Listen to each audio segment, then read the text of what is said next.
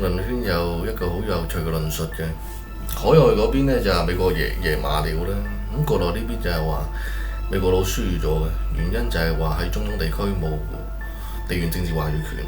咁我個人認為就美伊雙方輸時冇太多，都係經濟上嘅誘因牽動比較多。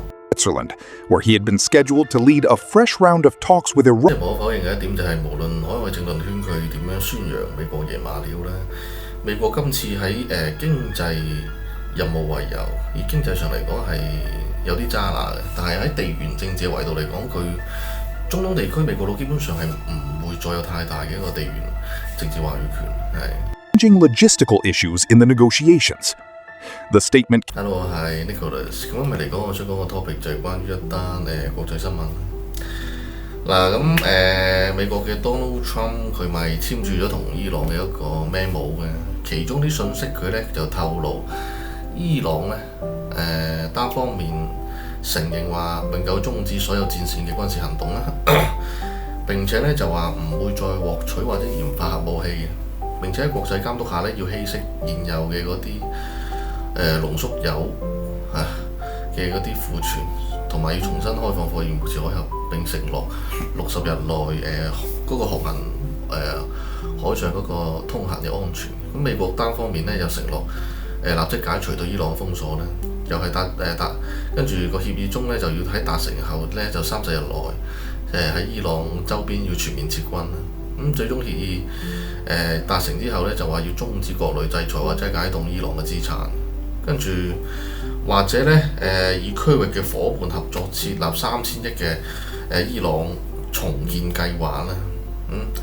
呢個協議就係話要以60日談判以達成嘅協議咧，即係維持60日啦。呢一個和談協議。咁關於呢個議題就簡單啲明翻少少啦。第一嚟講咧，好明顯就一點就係呢個協議咧就係階段性或者暫時性嘅咧，60日好快過嘅啫嘛，2個月唔夠係咪先嚇？拖一拖咁樣一陣就冇咗㗎啦。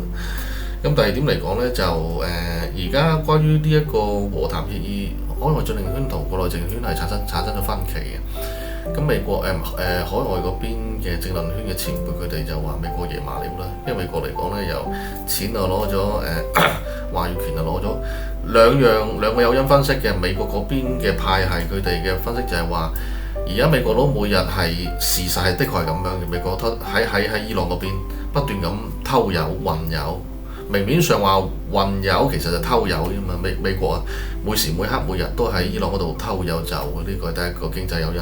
第二個誘因就係話美國同以色列咧喺伊朗嗰度咧已經係有晒軍事主導權嘅啦。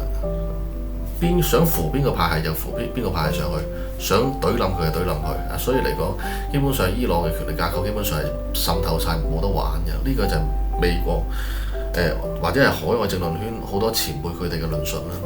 咁國內政論圈就係話美國輸咗，就係話咩呢？因為就係呢個協議啊，美國佬就係冇太多嘢揸拿啊嘛。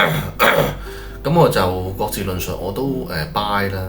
我認為就即係海外政論圈嘅前輩佢講嘅啱，事實情況的確係咁樣。